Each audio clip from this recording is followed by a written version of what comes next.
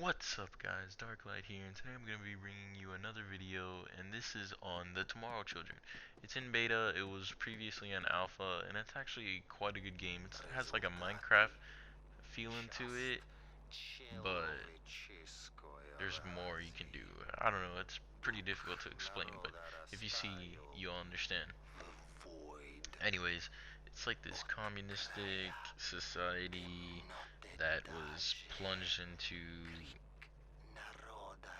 let's say, nothingness, I guess you could say, after a science experiment goes wrong, and then they're plunged into the void. And the void is supposedly this collective consciousness of all the dead humans. Yeah, pretty bad. And they generate these islands that have resources on them that we take from them. And that is supposedly the consciousness of the people imagining that up. And what I think is it's like their desires and fears, because in those islands they have monsters like mosquitoes and whatnot, and no person just dreams that up, you know, in your desire. So there's like Sushi Island or a fat pig with an apple in its mouth, and all of a sudden there's a mosquito and a whole bunch of spitting acid plants inside it. Where they come from, why they're there, who knows? But it's obviously the void thinking about them. So that's what I think. Anyways, this is the tutorial that we're doing here, and our first step is to talk to this dude on the screen who probably is one of the most scariest video game characters I have encountered. Cause I don't know, it's just his face and his voice, they freak me out.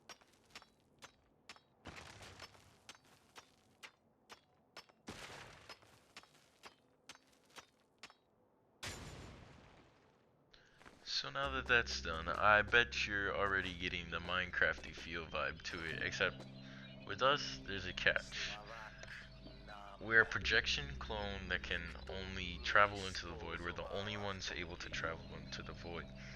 We can into the void islands. I mean, we're already in the void, and all the people that we will encounter in the future are also in the void. But into the void islands is the only place that we can go. I assume they don't want the people to die, so they get us to do it.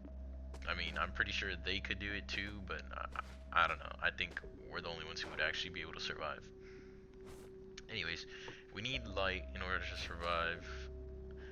And one thing that really dawned on me was like, as I was playing this game, and as I was doing more and more and getting used to it, is that we're a projection clone. We're basically a hologram.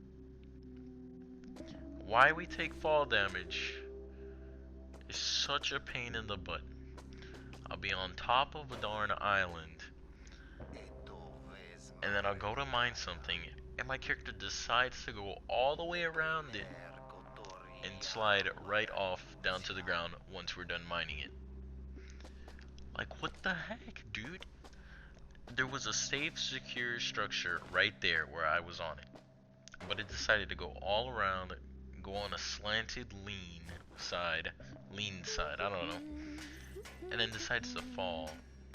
I got on my nerves so much.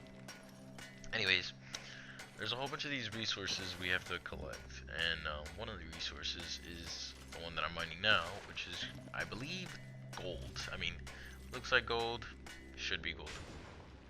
So that's gold. There's also metal, wood, food, and some emerald looking stuff.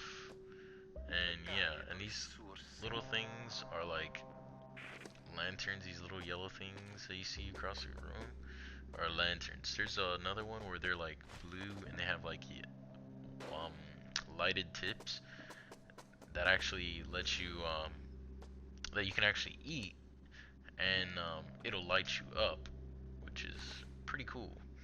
Anyways, and then we put these resources into our bag, and we only have 3 bag slots, but I believe there's if you put 10 skill points into like strength, because for some reason that, well, I can see why they put it into strength, but that has to deal with like if how much you can carry and whatnot.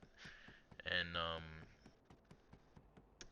we get 3 resource slots, and if we get 10 skill points into the strength slot, I believe we get another resource slot, which, if I understood correctly, which I don't know if I did, but that's pretty bad for me at least. Anyways, the islands also disappear every once in a while out out of the void.